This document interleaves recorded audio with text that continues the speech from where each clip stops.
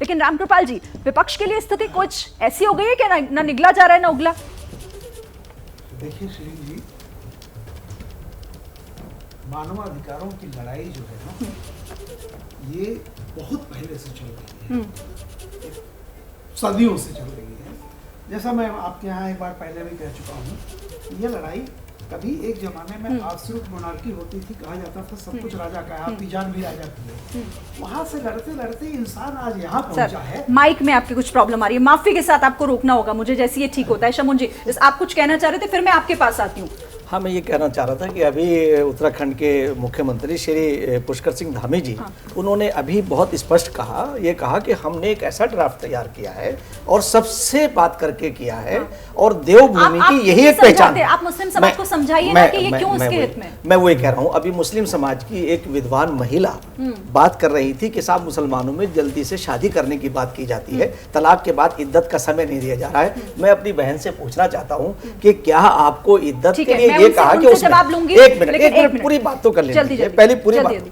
तो मेरा ये कहना है कि जो ड्राफ्ट बन रहा है, अभी धामी जी ने एक बड़ी प्यारी बात कही है कि हमने कोई जल्दी में कोई काम नहीं किया है, हम उसे बहुत अच्छी तरह से, क्योंकि जो सारे देश में एक मॉडल बनेगा, उसमें क्या परेशानी। मैं एक ही चीज सिर्फ कहना चाहता हूं कि जहां तक ड्राफ्ट आने की बात है, सबसे पहले ड्राफ्ट आने दिया जाना चाहिए। और अगर इस कदम का स्वागत सभी कर रहे हैं, संजय राउत की अगर मैं बात करूं, कांग्रेस की अगर मैं बात करूं, सब मजबूरी है सबकी, कोई डिनाई करने को भी तैयार नहीं है, लेकिन स्टैंड भी क्लियर नहीं कर रहे हैं कि आना चाहिए कि नहीं आना चाहिए। आना तो चाहिए, लेकिन नियत का नहीं पता, होना तो चाहिए लेकिन ये हो जाएगा, बन जाएगा तो अच्छा रहेगा, लेकिन बीजेपी नहीं चाहती। मुझे लगता है भारतीय जनता पार्टी चाहती है, इस देश के प्रधानमंत्री चाहते हैं, तभी उन्होंने इस बात को कहा है, तभी ये चर्चा का विषय है, तभी यहां पर न्यूज चैनल्स में चर्चा हो रही है। बेहतर है अगर आपके पास कोई कंस्ट्रक्टिव सुझाव है। जैसा सभी लोगों ने कहा है और सभी राजनीतिक दलों ने भी कहा है, ड्राफ्ट आने दीजिए, उसमें बिंदुवार समीक्षा होगी।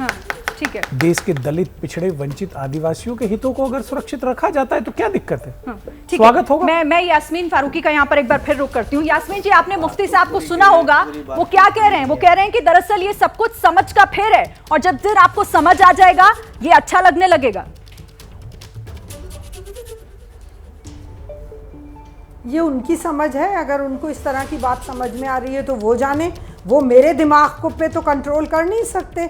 मेरे ये बात समझ में ही नहीं आ रही है कि जब या एक का चीज़ का मकसद ये है, जब हमारे प्रधानमंत्री ने ये कहा है एक घर और एक कानून, तो फिर 10 बातें, मेरे बात ही समझ में नहीं आ रही है चाहते क्या है। तो फिर बात वही है ना कि गैस लाइट तो सिर्फ मुसलमानों को करना है, टारगेट तो मुसलमानों को करना है आपको। सबके लिए हो जाता तो आपको आपत्ति नहीं होती? मान लीजिए कि मतलब जो अभी कहा जा रहा है कि रखा जा रहा है बाहर आनंद मैरिज एक्ट को, तो फिर आपकी आपत्ति खत्म हो जाएगी क्या? नहीं, मेरी आपत्ति अपनी जगह रहेगी, क्योंकि मेरे एक्ट जो हैं वो किसी कोई जैसे ही घड़ी का काटा दोपहर 2:30 पे आए, बबीता जी का दिल सास बहू साजिश के लिए मचल जाए। और ये है इनकी बहू, पूरे दिन ऑफिस की टेंशन हो जाए गॉन जब ये करें अपना फेवरेट शो फ्री टाइम पे ऑन। इनकी तरह आप भी देखिए अपना फेवरेट शो अपने टाइम पर, और डाउनलोड कीजिए एबीपी लाइव ऐप अपने स्मार्ट टीवी पर।